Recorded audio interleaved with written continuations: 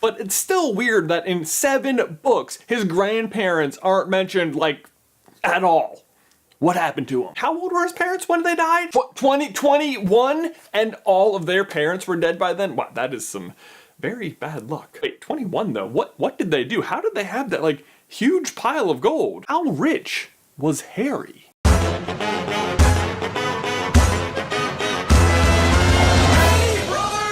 Then, much like Quidditch, the wizard currency system is absolutely bonkers. Now, in case you don't remember, and I don't blame you if you don't because it is absolutely ridiculous, wizards have 3 coins: galleons, sickles, and knuts. Problem number 1, right out of the gate, they pronounce what is clearly supposed to be a silent K in knuts. Are you kidding me? Did nobody know what they were doing? And for a society that doesn't teach its population math, they have made the value system of their money completely confusing. It's 29 knuts in a sickle and 17 sickles in a galleon. That means it's 493 knuts in a galleon. So a single knut is worth 0.002 galleons. For reference, a penny compared to $1 is 1/100th, or 0.01. That means, by comparison, a knut is 5 times more worthless to a galleon than a penny is to $1. Yeah, and people complain about the US not being on the metric system. But to be fair, galleons are worth a little bit more than dollars, so it's not an exact comparison.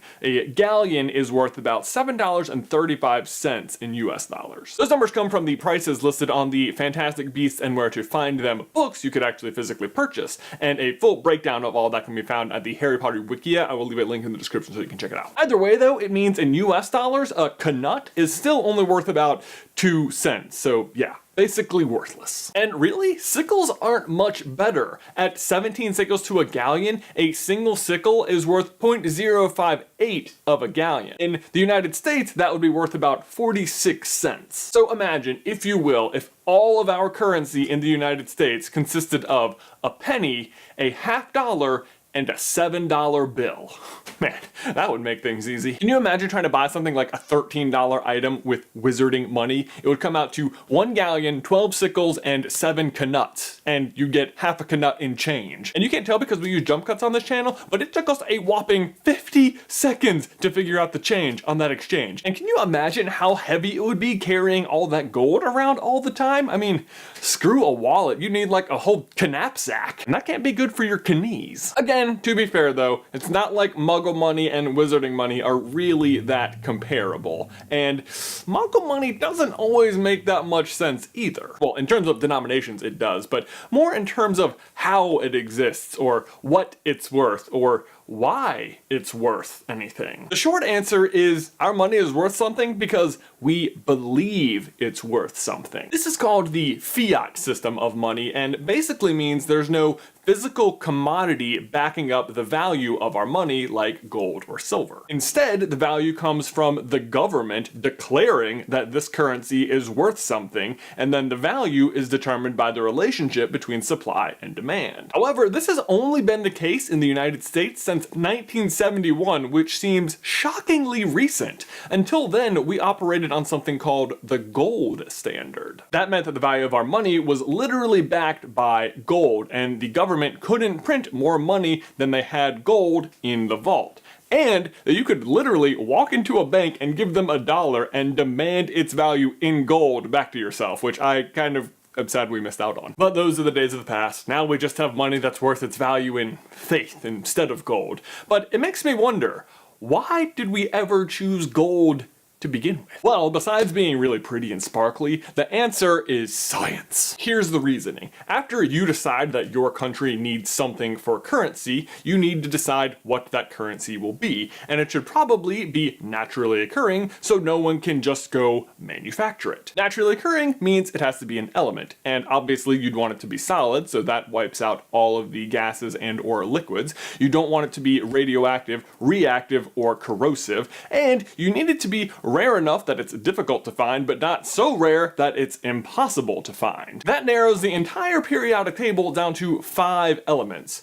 rhodium, palladium, silver, platinum, and gold. Of those 5, silver tarnishes easily, rhodium and palladium were only discovered in the 1800s, and platinum's melting point is so high that earlier generations could not have effectively melted it down into actual currency, which leaves us with the winner, gold. And that brings us back to Harry Potter, which continues to be nuts. Sorry, nuts. No, actually just nuts that time. Wizards definitely don't use the gold standard because, well, they use actual gold rather than coins or bills that represent gold. They appear also to be on a fiat system of some sort, but they just happen to use as currency the metals we muggles consider to be the most valuable, but I would bet their reasoning is far different from ours. If I had to guess, I would bet gold, silver, and bronze all fall under Gamp's elemental laws of transfiguration, meaning they can't be created out of nothing, nor can they be duplicated. That is, unless you have a Sorcerer's Stone. But honestly, who needs one? I mean, the exchange rate with dollars is so bananas, I cannot believe Wizards are not taking advantage of this. Seriously, trade in your $7 for a galleon, then go sell that galleon for its actual weight in gold to a muggle. A gram of gold, by the way, is worth $40, so you can probably take more than $40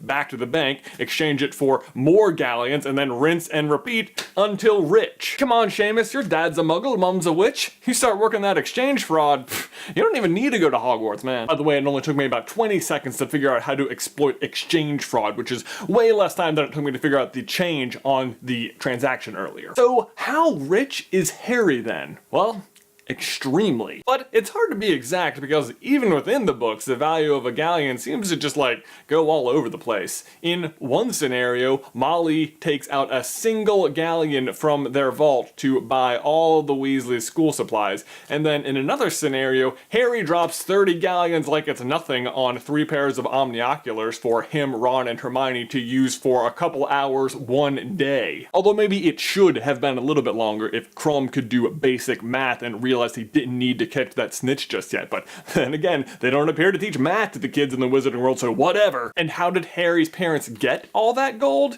Well, their jobs are never really revealed in the books, but honestly, I don't think they really did much work for it. By all accounts, they were pretty much just right in the Order of the Phoenix after they graduated school, and at that point, James was already rich. An article on Pottermore actually outlines the Potter family history, and it turns out it was James's father who actually made the family fortune by creating Sleek Easy's hair potion. He later sold the company for great profit, and then him and his wife died of dragonpox shortly after James married Lily. They never actually got to meet their grandson, Harry, who, ironically, like his father, had untamable hair. And there you go, Ben. Money in the wizarding world is just crazy. But my question for you and everyone else is, have you ever spent an unusually large amount of something on something stupid like omnioculars? Let me know down in the towel section down below. These socks are amazing! Guys, thanks for watching this video. Please leave a like on it if you haven't already, and subscribe so you don't miss any future Harry Potter videos.